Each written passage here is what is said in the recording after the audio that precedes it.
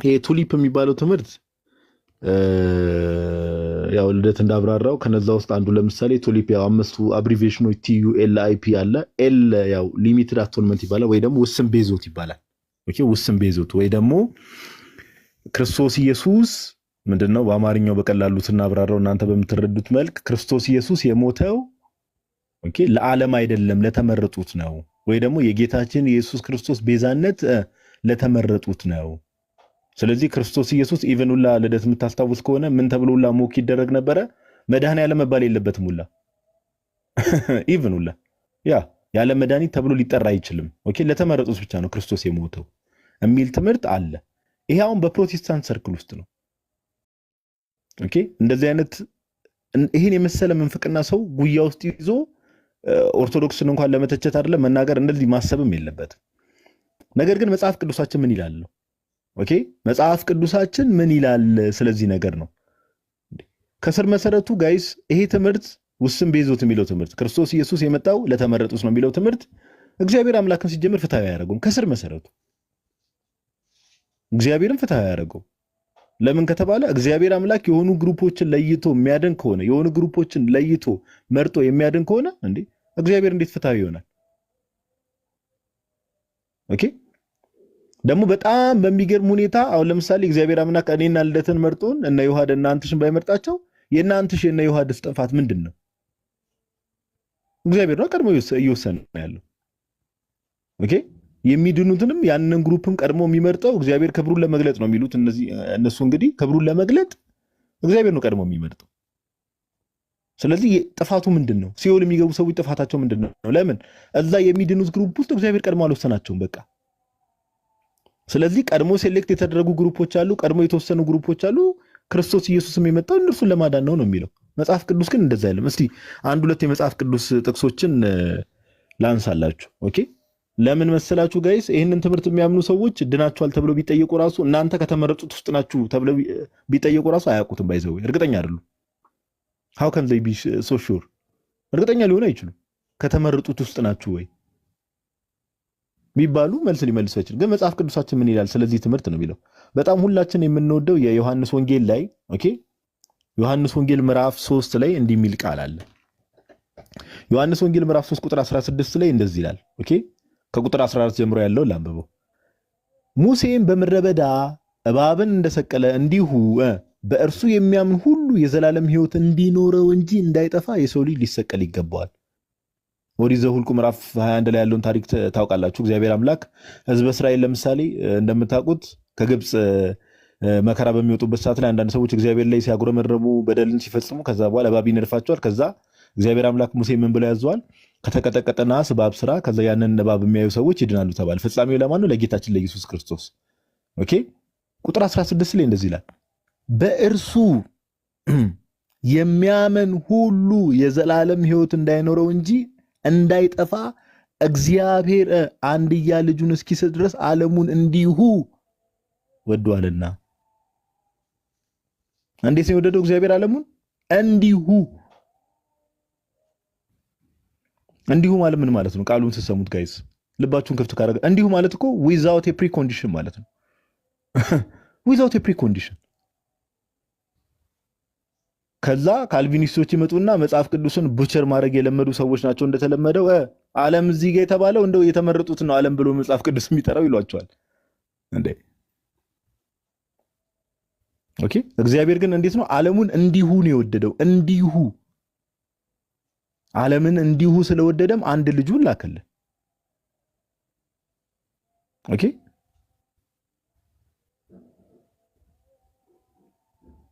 ስለዚህ ይሄ ነገር እግዚአብሔርን ከስር መሰረቱ የሚያፋልስ እምነት ነው፣ ትምህርት ነው። ማንን? ነገር እግዚአብሔርን የሚያፋልስ። እግዚአብሔር ፍቅር ነው ብሎ ሰው መናገር ይችላል ጋይስ? እስቲ ባይዘዌ እግዚአብሔር ፍቅር ነው ብሎ ሰው ሊናገር አይችልም። እንዴት ሊናገር ይችላል እንዴ? እግዚአብሔር የሆኑ ግሩፖች ለይቶ የሚያድን ከሆነማ ቀድሞ ወስኖባቸው የሆኑ ግሩፖች እንዲጠፉና እንዲድኑ አድርጎ ቀድሞ ሴሌክት ካደረገማ እንዴት ሰው እግዚአብሔር ፍቅር ነው ብሎ ሊናገር አይችልም እንዴ? ዮሐንስ በመልእክቱ እኮ ፍቅር እግዚአብሔር ነው፣ እግዚአብሔር ፍቅር ነው እያለ የሚናገረው እኮ ይህን እንዴት ሊናገር ይችላል? ሰው አይችልም። ኦኬ ስለዚህ ይሄን ነገር የእግዚአብሔርን ማንነት ከስር መሰረቱ የሚያፋልስ እምነትና ትምህርት ነው። ከስር መሰረቱ የሚያፋልስ ነው። ኦኬ ሜቢ ወደ አይ ቲንክ ኮሜንት ላይ ብዙ ሰዎች እፎይ አካውንቱ ተዘጋያሉ ስለሆነ ወደሚቀጥለው ሐሳብ ከመሄዴ በፊት የእፎይን አካውንት ምናምን ነገር ኮፒ ሊንክ ሪፖስት አድርጉ። እንግዲህ ሜቢ አላቅም ሙስሊሞች ሪፖርት አድርገው አዘግተውበት ነው የሚሆነው። ሞስት ፕሮባብሊ አምናሹር ኮሜንት ላይ እንደዛ የለቅሶ ኢሞጂም እየላካችሁ ያላችሁ ሰዎች አላችሁና ኮፒ ሊንክ ሪፖስት አካውንቱን ለማድረግ ሞክሩ በተቻላችሁ መጠን። እና ደግሞ የልደትም እዚሁ እንዳይደገም የለቅሶ ኢሞጂ አትድገሙ እዚህም እናንተ ሰዎች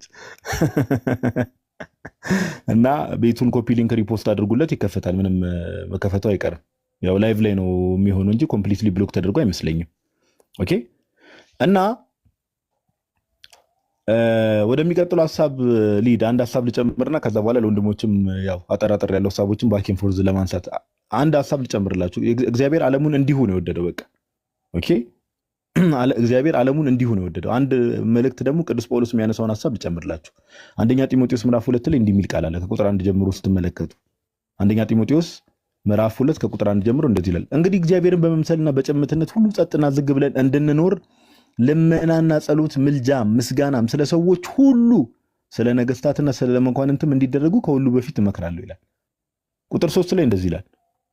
ሰዎች ሁሉ ሊድኑና እውነትን ወደ ማወቅ ሊደርሱ በሚወድ በእግዚአብሔር በመድኃኒታችን ፊት መልካምና ደስ የሚያሰኝ ይህ ነው። ኦኬ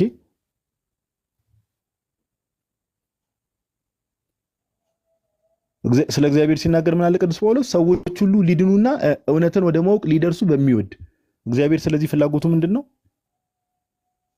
ኦኬ እግዚአብሔር ፍላጎቱ ምንድነው? ሰዎች ሁሉ እንዲድኑና ወደ እውነት እንዲመጡ ነው። ሰዎች ሁሉ ነው የሚለው። ስለዚህ እግዚአብሔር ፍላጎት ነው። ስለዚህ ይሄ ባይትሰልፍ ይሄ ጥቅስ ራሱ እግዚአብሔር ቀድሞ ወስኖ የሚድኑ ሰዎችን ወስኗል። ከዛ ያን የመረጣቸውን ሰዎች ደግሞ ሴሌክት ያደረጋቸውን ሰዎች ነው የሚያድነው። ጌታም ለማዳን የመጣው እነዛን ግሩፖች ነው የሚለውን ትምህርት ባይሰልፍ ዲባንክ ያደርጋል። ለምን? እግዚአብሔር ሰዎች ሁሉ እንዲድኑና እውነትን ወደ ማወቅ እንዲደርሱ ይፈልጋል፣ ይወዳል። ኦኬ ይወዳል።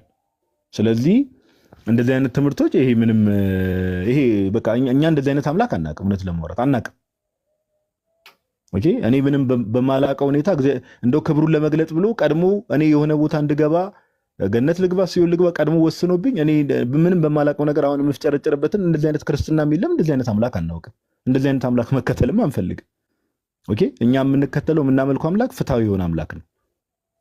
ኦኬ ሰዎች ሁሉ እንዲድኑ የሚፈልግ እኛ ስንወደው ስንቀርበው የበለጠ የሚቀርበን እና ድነትን ደግሞ ለሁሉም የድነትን በር ለሁሉም የከፈተ አምላክ ነው የምናውቀውና ከዚህ አንጻር ነው ልትሻና ይሄ እንደው የውስን ቤዞት የሚለው ትምህርትም አጠቃላይ እግዚአብሔር ቀድሞ የሚድኑትን ወስኗል የሚለው ትምህርትም ባይትሰልፍ ኢ መጽሐፍ ቅዱስ የሆነ ትምህርት ነው። ብሮስኪ ኤግዛክትሊ ለዛ ነው በጣም የፕሮቴስታንት ውስጥ ካሉ ውስጥ እንግዲህ አንደኛው ትልቁ ዲኖሚኔሽን ነው እንግዲህ ካልቪኒስቶች ወይም ሪፎርመር ቴዎሎጂያን ብለው ራሳቸውን የሚጠሩት ማለት ነው። ኢትዮጵያ ውስጥም በርከት ያሉ ቁጥር ያላቸው ሰዎች አሉና ሌሎችንም ወደዛ ነገር የመሳብ ነገር አለው። እንዳያችሁት እነዚህ በአብሪቬሽን የተቀመጡት ቱሊፖቹ ቲ ቶታል ዲፕራቪቲ ዩ እንግዲህ አንኮንዲሽናል ኤሌክሽን እየተባሉ የተዘረዘሩት ከነዛ ውስጥ ደግሞ አንኮንዲሽናል ኤሌክሽን ማለት እግዚአብሔር በቃ ጥያቄ በሌለበት ሁኔታ የፈለገውን ሰው ፒክ እነዚህን ይመርጣል፣ ለነዛ ይሞታል። ሌሎቹ እንዳለ ወደ ክርስቶስ ማለት ነው የሚሞተው በስጋው፣ ሌሎቹ ከዛ ወደ ዘላለም ጥፋት ይገባሉ የሚል አስተምሮ ነው እና ምን ያህል አጋንንታዊ እንደሆነ እንድትረዱት ነው። ከዚህ ላይ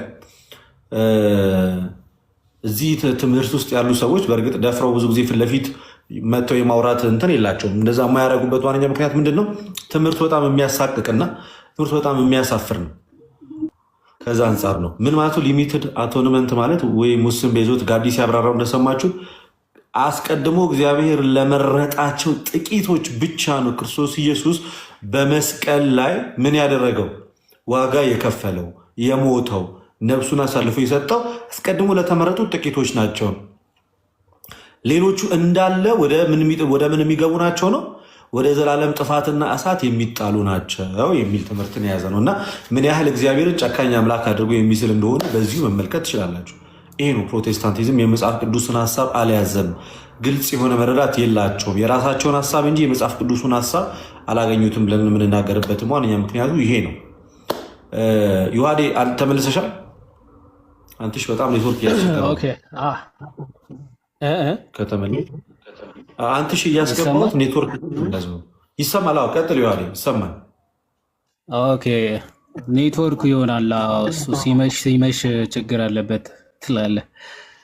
ኦኬ አሁን ያ የካልቪኒስቶች አሁን ብዙ ጊዜ እንደምናውቀው ውስን ቤዞት የሚለው ከእግዚአብሔር ባህሪ አንጻር በጣም የማይስማማ ከመሆኑ አንጻር እግዚአብሔር ፍቅር ነው የሚለው ባህሪውን ራሱ ጥያቄ ምልክት ውስጥ የሚያስገባ ትምህርት ነው። እግዚአብሔር ፍቅር ነው ሲባል ማን ነው የሚያፈቅረው? ሁሉንም ያፈቅራል ማለት የሰው ልጆቹን ሁሉ ከለር፣ ጎጥ፣ ብሔር ምናምን ሳይመርጥ ሰዎችን ሁሉ ይወዳል እግዚአብሔር አምላክ። ኦኬ ባይ ዲፎልት መላእክትንም ይወዳቸዋል። ሰይጣንም ባይዘወይ ንስሐ የማይገባ ትዕቢተኛ ስለሆነ እንጂ ሰይጣንም ይወደዋል እግዚአብሔር። ግን እሱ ወደ ንስሐ የሚመለስ ልብ የለውም።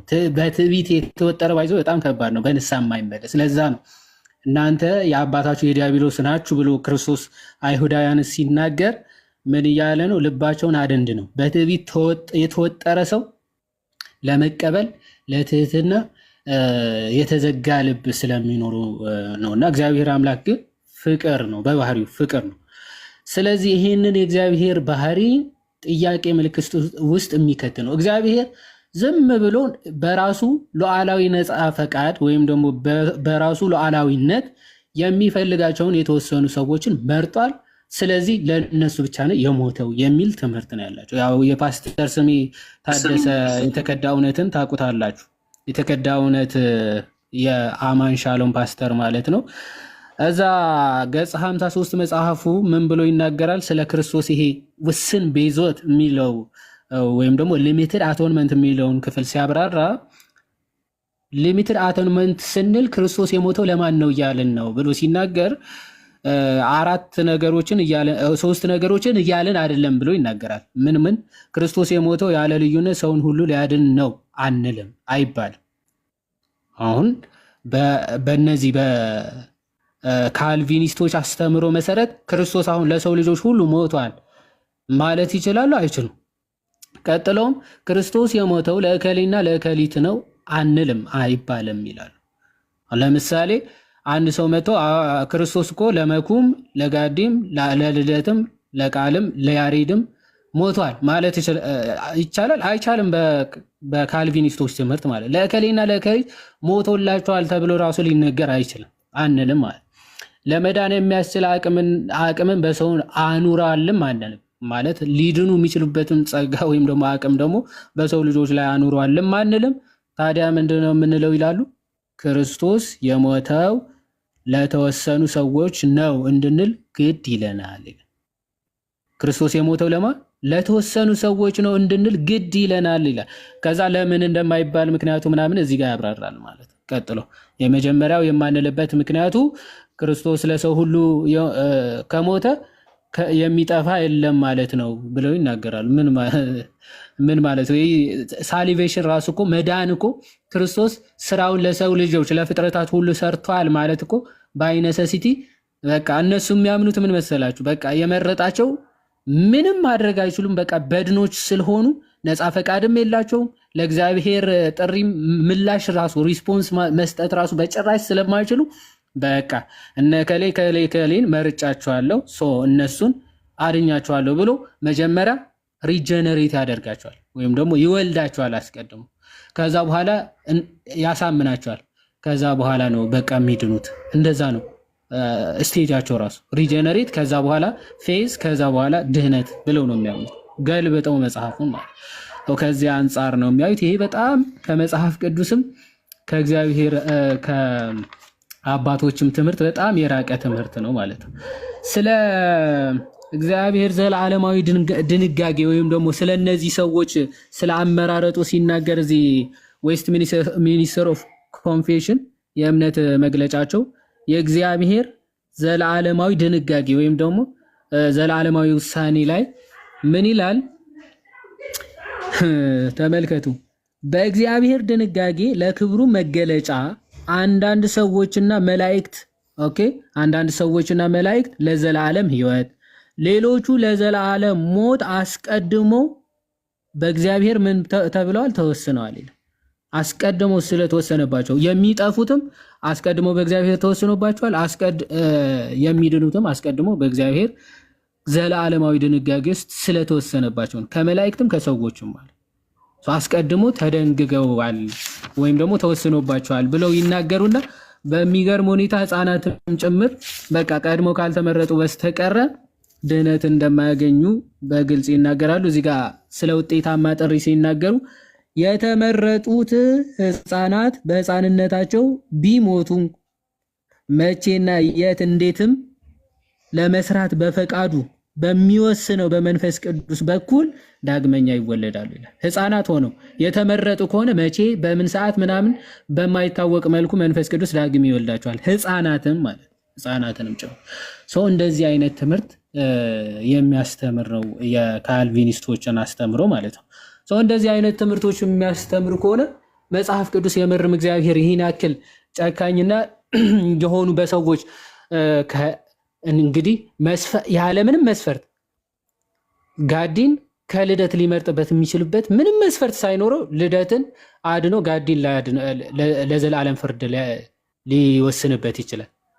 መስፈርቱ ምንድነው? በቃ ሉዓላዊነት ነው። ለክብሬ ስል ልደትን መርጬ ጋዲን ተውኩት ማለት ይችላል። ይሄ ቀልድ ነው እንዴ? ዘላለማዊ ሕይወትን ወይም ደግሞ ለዘላለም እየተሰቃየ እንዲኖር ጋዲ አልመርጥም ብሎ ስለምን ክብር ነው እየተወራ ያለው?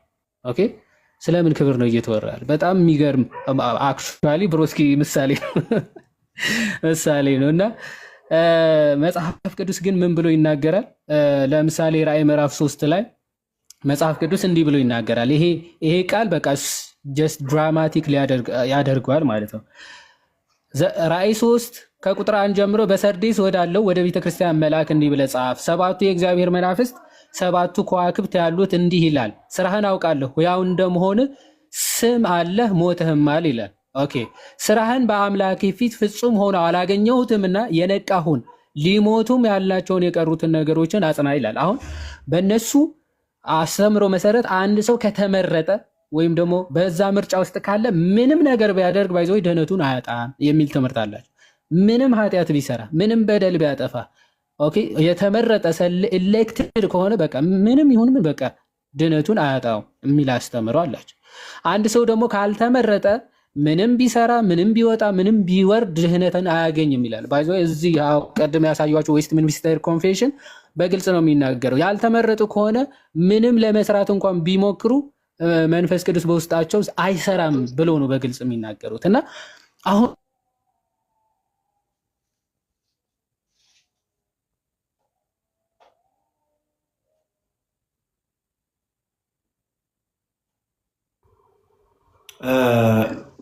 ዮሐዴ ያለው ወይም ደግሞ አጽና ሊሞት ያላቸውን የቀሩትን ነገሮችን አጽና እያለ ለምን ይናገረዋል? ኦኬ ቀጥሎም እንግዲህ አለ እንዴት እንደተቀበልክና እንደሰማህ አስብ፣ ጠብቀውም ንስሐም ግባ አለ። እንግዲያውስ ባትነቃ እንደ ሌባ እመጣብሃለሁ አለ። ኦኬ ንቃ፣ ንስሐ ግባ ተባለ። ከዛ ሰው ባትገባስ አለ እንደ ሌባ እመጣብሃለሁ አለ። አሁን ሁለት ኢፍ የሚባል የለም በካልቪኒስቶች አይደል?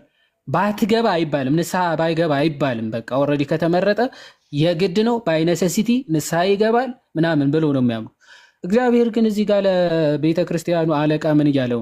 ካልነቃ ንስሐ ካልገባህ ግን እንደ ሌባ እመጣብሃለሁ፣ በማናቸውም ሰዓት እንድመጣብህ ከቶ አታውቅም።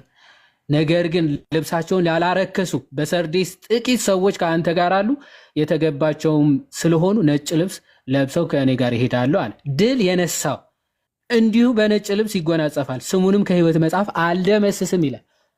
ስለዚህ ከሕይወት መጽሐፍ መደምሰስና አለመደምሰስ አለ ማለት ነው። ለዛ ነው ኦኬ ድል የነሳውን ከምን ከሕይወት መጽሐፍ አልደመስስም አለ። ያልነሳውስ ድል ያልነሳስ ኦፍኮርስ ባይዘዌ ከሕይወት መጽሐፍ ይደመሰሳል ማለት እንዲህ ብሎ በግልጽ ይናገራል። ገላትያ ምዕራፍ 5 ያለውን ሀሳብ ለአንሳና ያው ወንድሙ ከታች ማስገቡኝ የሚሉ አሉ እና እያስገባን ምናምን ወንድሞችም ሀሳብ ይጨምራል። ገላትያ ምዕራፍ 5 ከቁጥር 1 ላይ ምን ብሎ ይናገራል? በነፃነት ልንኖር ክርስቶስ ነፃነት አወጣን ይላል። ኦኬ፣ ለገላትያን ክርስቲያኖች ነው፣ ነፃ ለወጡ ክርስቲያኖች ነው እየተናገረ ያለው ሐዋርያው ቅዱስ ጳውሎስ። ስለዚህ በነፃነት ልትኖሩ ክርስቶስ ነፃ አውጥቷችኋል አለ። ኦኬ፣ እንግዲህ ጸንታችሁ ቁሙ፣ እንደገናም በባርነት ቀንበር አትያዙ ይላል። አሁን እዚህ ክፍል ላይ እንደምትመለከቱት ኦኬ፣ ክርስቶስ ነፃነት አውጥቷችኋል፣ ትክክል ነው። ግን መልሳችሁ ግን ወደ ባርነት አትመለሱ፣ ጸንታችሁ ቁሙ አለ። ኦኬ፣ ስለዚህ መመለስ አለ ማለት ነው። ጸንተው ካልቆሙ ተመልሰው ወደ ባርነት መመለስ አለ ማለት ነው፣ በሐዋርያ ቅዱስ ጳውሎስ ትምህርት መሰረት። ስለዚህ ተመልሰው ወደ ባርነት ሊገቡ እንደሚችሉ እያስቀመጠ ነው። ጸንታችሁ ቁሙ እያለ እየተናገረ ነው። በካልቪኒስቶች ትምህርት ግን ጭራሽ መመለስ የሚባል የለም። ኦፍኮርስ ከዳኑ አንዴ ዳኑ ነው፣ እንደዚህ ተብሎ ራሱ አይነገርላቸውም ብሎ ነው የሚናገሩ። ሰው መዳናችን ግን የምናገኘው እንዴት ነው? ቅድም ጋዲ ስላነሳው ሰው ሳሊቬሽን ራሱ ሲነርጀቲክ ነው፣ ወይም ደግሞ የእኛ ነፃ ፈቃድ ይፈልጋል። እግዚአብሔር ጸጋውን የሚሰራው ድህነቱን የሚያደርግልን እግዚአብሔር አምላክ ቢሆንም ሱታፌ ግን ያስፈልገናል። ኦኬ፣ ከኛ ጋር መሳተፍ እግዚአብሔር በእኛ ላይ እንዲሰራ ግን የኛ ሱታፌ የኛ መሳተፍ የግድ ያስፈልጋል ማለት ነው። ከዛ አንጻር የሚታይ ነው። እግዚአብሔር ይስጥልኝ። ቀጥል ጋዲ። ቃልዮት ያሰማልን ብሮስኪ። አሁን አንተ እያወራ እኔም አንዳንድ ሀሳቦች ትንሽ ትላለህ መጡልኝና የተወሰነ ሀሳብ እዚሁ ልደት ቅድም ካነሳው ሀሳብ ጋር ቃልዮት ያሰማልን። ይዋድዬ ልደትም ቃልዮት ያሰማልን። ከይሄ ሊሚትድ አቶንመንት ከሚለው ትምህርት ጋር አለ አይደል ልደትሻ?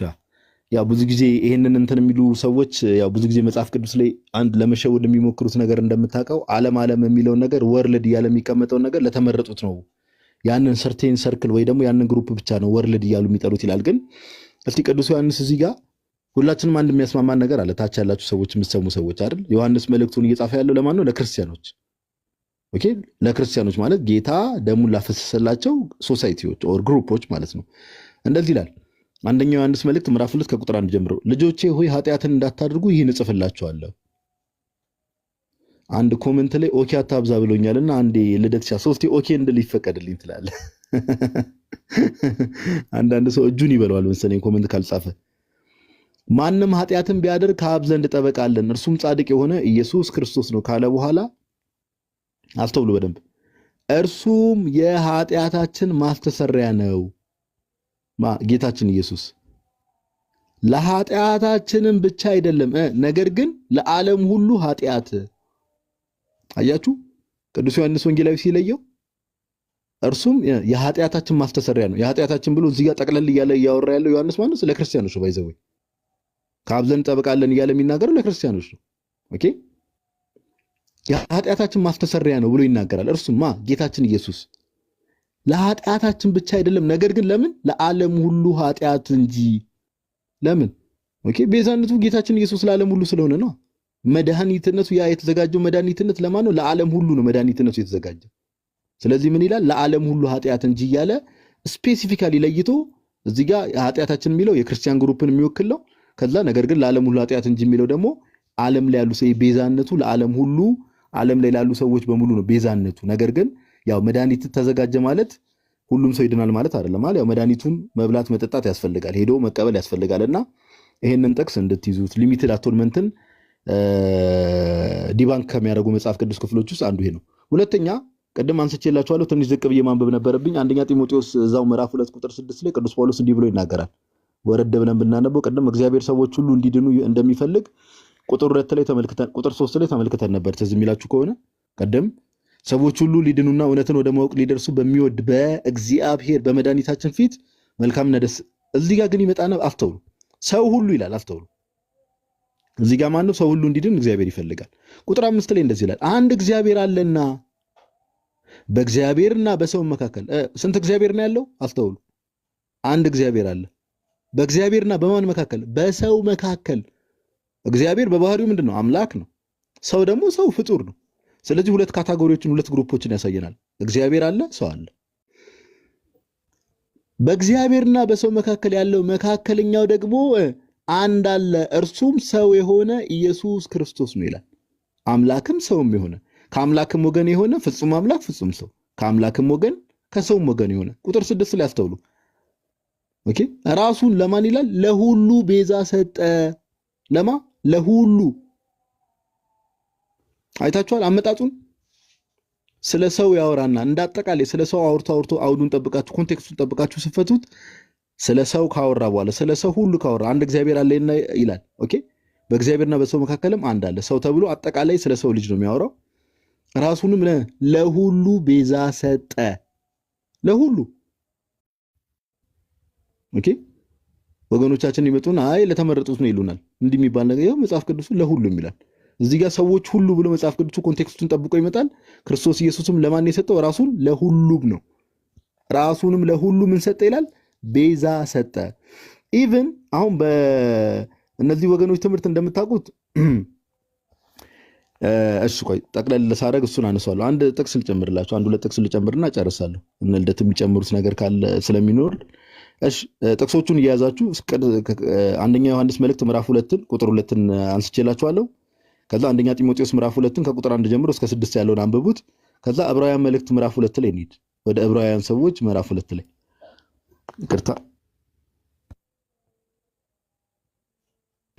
ይቅርታ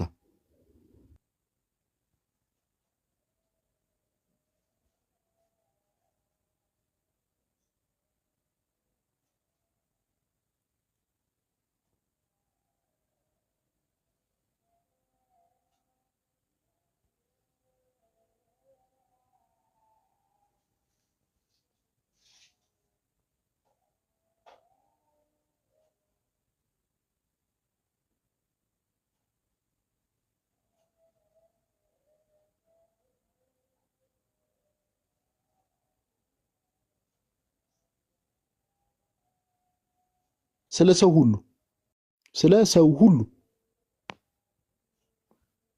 ሞትን ይቀምስ ዘንድ ከመላእክት ይልቅ በጥቂት አንሶ የነበረውን ኢየሱስን ከሞት መከራ የተነሳ የክብርና የምስጋናን ዘውድ ተጭኖ እናየዋለን እያለ ይናገራል። ኦኬ ስለ ሰው ሁሉ ነው ሞትን የቀመሰው።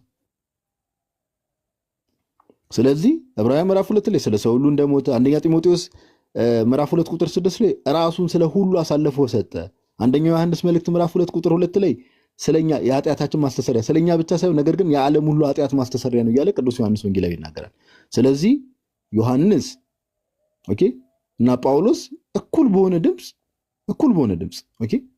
ድምጽ እዚህ ነገር ላይ ሲመሰክሩ እንመለከታለንና አንድ ሐሳብ መጨረሻ ላይ አንሳ። ቀደም ዮሐድ የተናገረው ነገር ነበረ። ብዙ ነገሮችን ልደትሻ ምን ያደርገዋል መሰለ መጽሐፍ ቅዱስ ላይ የድራማ ነው የሚመስሉ አንዳንድ ነገሮች እውነት ለማውራት ድራማ ይመስላሉ። ለምሳሌ ጌታችን ኢየሱስ እንደምታውቁት እንደው ቀድሞ የሆኑ ግሩፖች እንደሚድኑ ከተወሰነ የሆኑ ሰርቴን ግሩፕ እንደሚድኑ ከተወሰነ ያ የሚድኑትን ግሩፖች ጌታችን ያውቃቸዋል። ስለዚህ አንዳንድ ቦታ እንደው ምን አይነት ነገር ሊያመጣ ይችላል? ጌታችን እንደው ክብር ምስጋና ለስም አጠራሩ ይባውና የሆነ ድራማ እየሰራ አይነት ነገር ይመስላል። ክብር ምስጋና ለስም አጠራሩ ይሁንና ለምንድን ነው እንደዚህ ያልከው ካላችሁኝ አንድ ጥቅስ ላሳያችሁ። ይቅርታ አንዴ እሺ 10 ሰከንድ ስጡኝ። እሺ ይቅርታ ጥቅሷን እያወጣሁት ነው። እሺ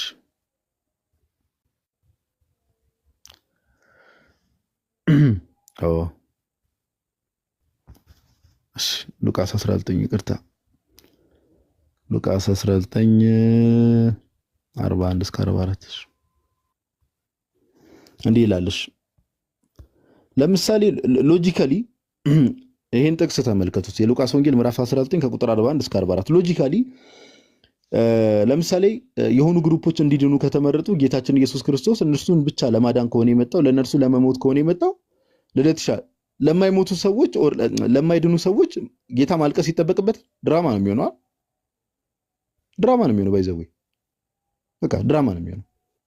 ለምሳሌ እዚህ ገስት ላይ የተቀመጥን ሰዎች አለ ልደት ዮሐድ መኩ እንዲድኑ ተወስነው ከሆነ እኔ አንተሽ ያሬዶም ገብቷል እኛ ደግሞ እንዳንድን ቀድሞ ከተወሰነ ላይክ ለኛ ለመሞት ጌታ ካልመጣ ለምሳሌ ጌታችን ለኔ ለያሬድ ለአንተሽ ቢያለቅስ እንደው ክብር ምስጋና ለስም አጠራሩ ይሁንና እንደው ማስመሰል ነው የሚሆነው የምርም አይሆን። ነገር ግን ሉቃስ ወንጌል ምዕራፍ 19 ቁጥር 41 ላይ እንደዚህ ይላል። ኦኬ ወደ ኢየሩሳሌም ሲመጣ ማለት ነው ጌታችን ሲቀርብም ከተማይቱን አይቶ አለቀሰላት ይላል። ኦኬ። ሲቀርብም ከተማይቱን አይቶ አለቀሰላት እንዲህ እያለ ለሰላምሽ የሚሆነውን በዚህ ቀን አንቺስ እንኳን ብታውቂ፣ አሁን ግን ከዓይንሽ ተሰውሯል። ኦኬ። ወራት ይመጣብሻልና ጠላቶችሽም ቅጥር ይቀጥሩብሻል፣ ይከቡሻል፣ በየበኩሉም ያስጨንቁሻል። አንቺም በአንቺም ውስጥ የሚኖሩትን ልጆችሽን ወደ ታች ይጥላሉ፣ በአንቺም ውስጥ ድንጋይ በድንጋይ ላይ አይተውም። የመጎብኘትሽን ዘመን አላወቅሽምና ይላል። መጎብኘትሽን ማለት አምላክ በስጋ የመጣበትን መሲሁ የመጣበትን ያን የመጎብኘቷን ዘመን ኢየሩሳሌም አልተቀበለች። ኦኬ። ሪጀክት አድርገዋለች አይደል? የገዛ ወገኖቹ አላወቁትም ኦር አልተቀበሉትም ይላል መጽሐፍ ቅዱሳችንም ሲናገር። ስለዚህ ጌታችን ኢየሱስ ክርስቶስ ወዳልተመረጡ ሰዎች እያወቀ ወዳልተመረጡ ሰዎች እንዳይድኑ ወደ ተወሰነባቸው ሰዎች ሄዶ እንደው ከተማዋን አይቶ አለቀሰላት። ለነዚህ ሰዎች አለቀሰ ቢባል እንደው ነገርየው ድራማ ነው የሚመስለው። በቃ ድራማ ነው። ጌታ ግን ለምንድን ነው ያለቀሰው? ሰዎች ሁሉ እንዲድን ጌታችን ኢየሱስ ስለሚፈልግ ያንን ደግሞ መድኃኒትነቱን ነው ኦኬ ድህነቱን ይዞ መጀመሪያ ወደ ሕዝበ እስራኤል ነው ሄደው። ነገር ግን እነሱ ሪጀክት አድርገውታል። ብዙዎቹ ሪጀክት ስላደረጉት ምን አለ? አለቀሰላት ከተማዋን አይቶ ይላል። የመጎብኘትሽን ዘመን ለምን አላወቅሽምና እያለ ሲናገር እንመለከታለንና አሁን ያነሳናቸውን ጥቅሶች ስትመለከቱ ኢዝሊ እግዚአብሔር ሰዎች ሁሉ እንዲድኑ የሚወድ የሚፈልግ አምላክ እንደሆነ በግልጽ ጌታችን ኢየሱስ ክርስቶስም ራሱን ለሁሉ አሳልፎ እንደሰጠ የሚያሳዩ ጥቅሶች ናቸው ለማለት ያክል ነው። እግዚአብሔር ያክብርልኝ ልደትሻ። ቴንክ ዩ ሶ ማች። ቃሌት ያሰማልን ጋዲ፣ ቃሌት ያሰማልን። እግዚአብሔር ያክብርልን። እንኳን ደህና መጣችሁ ብለናል። መዝሙር ያሬድ ዲያቆን ወንድማችን አንተሽ መኩን አግኝተነዋል። ቆንጆ ሀሳብ ነው የተነሳ ያለው። እያወራን ያለ ነው ከካልቪኒስቶቹ አንጻር ውስን ቤዞት የሚለው ምን ያህል ከባድ ትምህርት እንደሆነ እና ሰይጣናዊ እንደሆነ እያነሳን ያለ ነው እና አሁን ደግሞ እስኪ እድሉ ለዲያቆን መኩ ልስጠውና ከዛ በኋላ ደግሞ መዝሙር ያሬድ ደግሞ ሀሳብ ይሰጥበታል።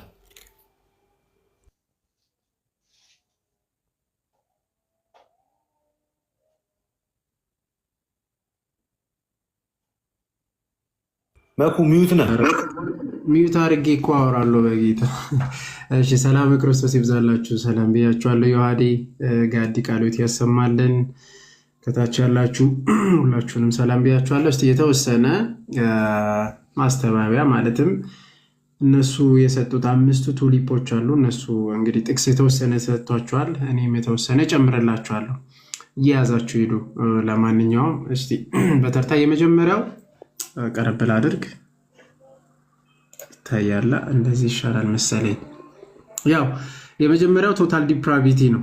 ያው በካልቪኒስቶች መሰረት ሁሉም ሰው ከጸጋ ጎድሏል። በቃ ስለዚህ ማመን አይችልም፣ ምንም ማድረግ አይችልም እግዚአብሔር መንፈስ ቅዱስ ያንን ዳግም ካልወለደ በስተቀር እና መምረጥም አይችልም በሚለው ቶታል ዲፕራቪቲ ያስቀምጣሉ።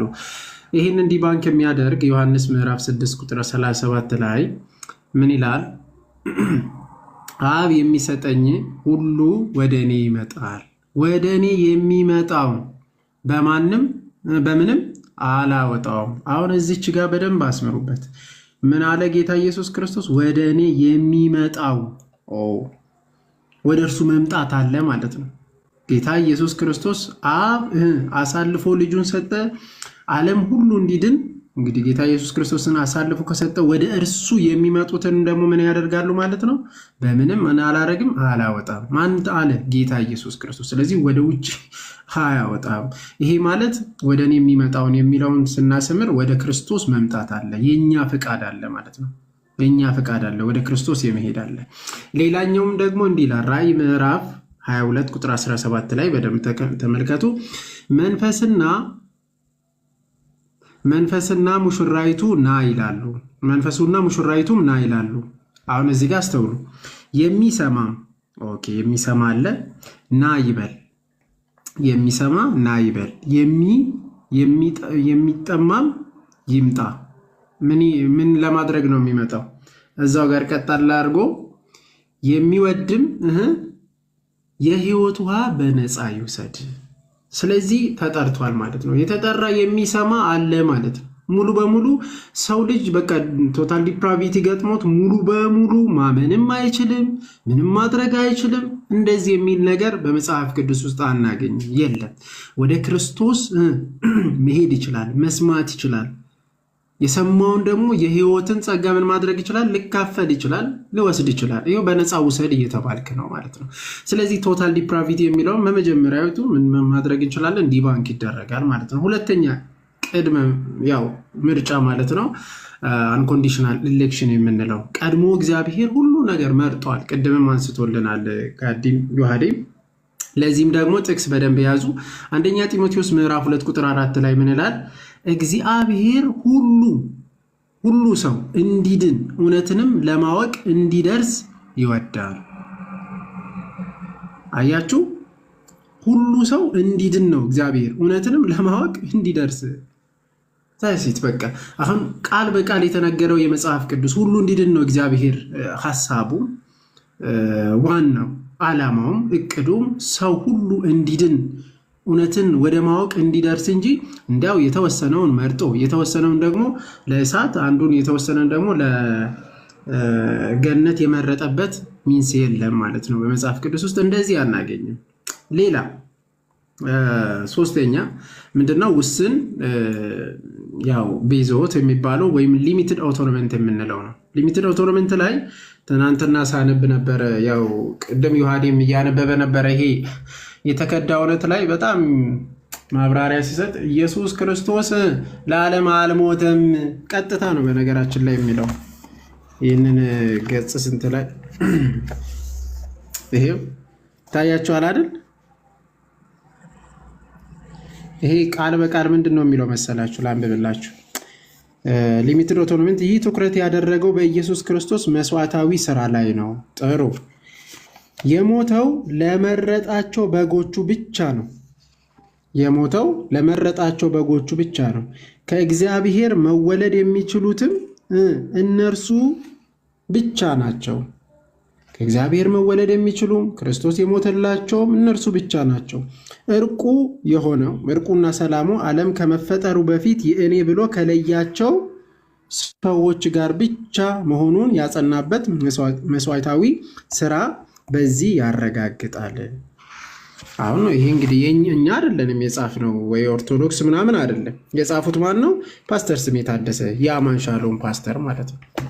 ያው ከራሱ ከካልቪን ወስዶ ነው እንትን ያደረጉት። ስለዚህ ኢየሱስ ክርስቶስ ለተወሰኑት ብቻ ነው የሞተ ብሎ የሚያምኑ ናቸው።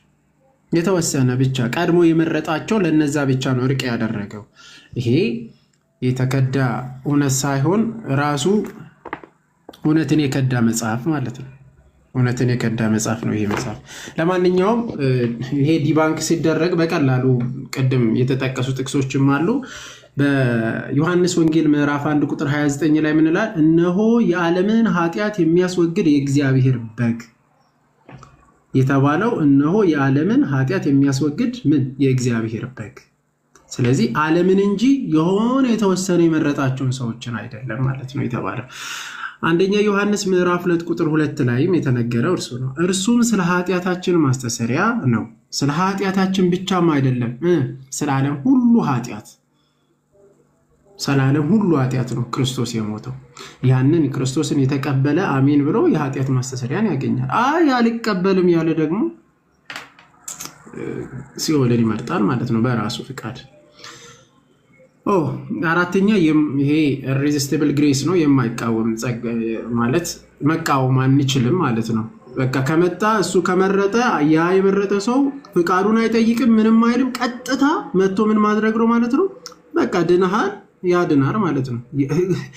ሳትወድ በግድ ማለት ነው። ዳግም ይወልዳል። ሳትወድ በግድ በቃ አንተ ተመርጣል። ስለዚህ ምንም ማድረግ አልፈልግም ገነት ብትል ራሱ ትገባታለህ እንጂ የትም አትደርስም። በቃ ትገባታለህ ሳትፈልግ ማለት ነው በእነሱ አስተምሮት። ለማንኛውም ለዚህ ዲባንክ የሚያደርገው የሐዋርያት ሥራ ምዕራፍ 7 ቁጥር 51 ላይ ስታነቡት እንዲህ ይላል። እስጢፋኖስ ለአይሁድ መሪዎች እንዲህ አላቸው፣ ምን አንተ ግትር አንገት ያላችሁ ያልተገረዛችሁ በልባችሁና በጆሮአችሁ ሁልጊዜ መንፈስ ቅዱስን ምን ታደርጋላችሁ? ትቃወማላችሁ። አያችሁ፣ መንፈስ ቅዱስን የመቀበልና ያለመቀበል የነሱ ፋንታ ነበር። ይኸው እስጢፋኖስ ከፊት ለፊታቸው እየሰበከ እነሱ ግን ምን አደረጉ? ይኸው ተቃወሙት መንፈስ ቅዱስን። ተቃወሙት። መንፈስ ቅዱስ የመቀበልም ያለመቀበልም ምን አላቸው ማለት ነው? ዊል አላቸው። ስለዚህ እስጢፋኖስ እንዲህ ይላቸዋል ማለት እንደ አባቶቻችሁ እንዲሁ እናንተ ደግሞ ታደርጋላችሁ። ስለዚህ መንፈስ ቅዱስን ይቃወማሉ ማለት ነው። ሌላ ማቴዎስ ምዕራፍ 23 ቁጥር 37 ላይ ስትመለከቱ ቀጥሎ ዶሮ ጫጩቶቿን በክንፏ ስር እንደምትሰበስብ ልጆችሽን ሊሰበስብ ብዙ ጊዜ ምን አደረኩ? ወደድኩ፣ አንተ ግን አልወደድክም ማለት አልወደዱም። እነሱ ግን አልወደዱም። እነሱ አልወደዱም። ስለዚህ ተቃወሙ ማለት ነው። ምንን ነው የተቃወሙት? ይሄው ጌታ ኢየሱስ ክርስቶስ ሊሰበስባቸው መጣ። ይሄ እንትን አይደለም። በነገራችን ላይ ጋዲ ቅድም እንዳለው ድራማቲክ ነገር አይደለም። ክርስቶስ እያለ አይደለም፣ የሆነ ድራማቲክ ነገር ለመስራት አይደለም ክርስቶስ የመጣ ሪል ነው ሊሰበስባቸው የመጣ። ግን እነሱ እምቢ አሉ። ስለ እምቢ ስላሉ መቃወም ይችላሉ ማለት ነው። ስለተቃወሙ ነው እንጂ ስላልመረጣቸው። ኦኬ ቀድሞ እኮ መርጧቸው ካልመጣማ ክርስቶስ ለምንድን ነው እንትን የሚለው ማለት ኦልሬዲ ከመረጣቸው ወይም ደግሞ ካልመረጣቸው ለምንድን ነው ወደ እነሱ የሚሄደው? ጭራሹ ካልመረጣቸው ለምን ሄዶ ልሰበስብሽ መጣ ይላል አይልም ማለት ነው ከጅምሩ። እንደዚህ አይነት ነገር የለም። የመጨረሻ አንድ ከዳን ድነታችን አናጣም የሚለው ነው የመጨረሻ ላይ ምንም። ይሄ ደግሞ በቀላሉ ዕብራውያን ምዕራፍ 6 ቁጥር 5 ላይ እዚህ ላይ እንደምትመለከቱት ዕብራውያን ምዕራፍ 6 ቁጥር 4 እስከ 6 ስታነቡት አንድ ጊዜ ብርሃን ያገኙ ወይም አንድ ጊዜ ብርሃን ይበራላቸው የሰማይን ስጦታ የቀመሱ የሰማይ ስጦታን ቀምሷል፣ ብርሃን በርቶላቸዋል። ከዛ ግን የወደቁት ወደ ንስሐ እንደገና ምን ማድረግ ማደስ አይቻልም። አንድ ጊዜ በርቶላቸው ነበረ፣ የመንፈስ ቅዱስን ስጦታ ተቀብሏል።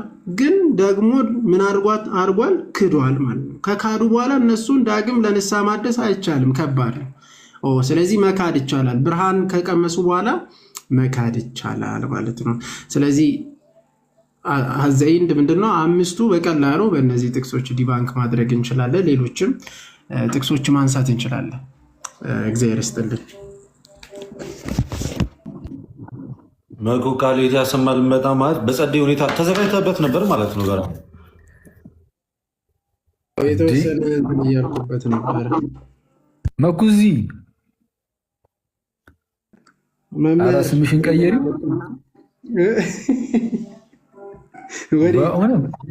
መኩ ነኝ የካልቪኒዝም መዶሻ።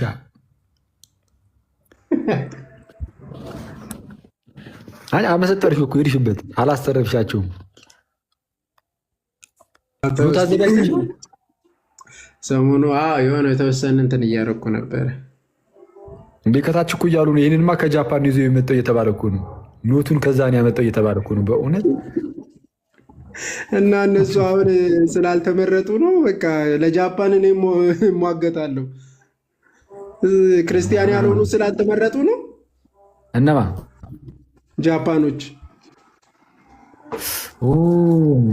ስለዛ ለሩቅ ምስራቁን መከራከር ጀመርክ። ኦፍኮርስ አንተ የምትከራከረው ለሙሉ ጃፓኖች አይደለም። ለነገሩ አውቃለሁ ለሆነ ሰው ብቻ ነው።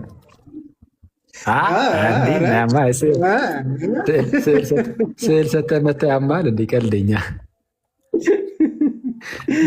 ላልተመረጠ ሰው ነው ስዕል የሰጠሁት አትለኝም። ልደት ሰጥቼ ነው መጣሁ። አኬዋ ቢስ ነው ገብቼ በጠበጥኳችሁ። አለን ይመስገን አምላክ። ቀጥሉ በእናትህ። መኩኩ ደስ ብላኝ። ቱሊፑ ላይ ስትሄድበት መኩኩ ደስ ብኝ እኮ ነው።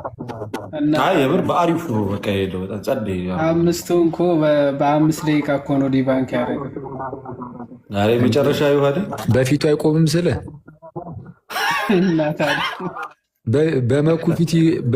በመኩ ፊት የሚቆም እናቱ የወለደችው እኔ ነኝ ያለ ካልቪኒስት ይምጣ። ከዚህ ፒዲኤፍ የሚያመልጥ ካልቪኒስት ይምጣ እኮ ነው ይምጣ እንዴ!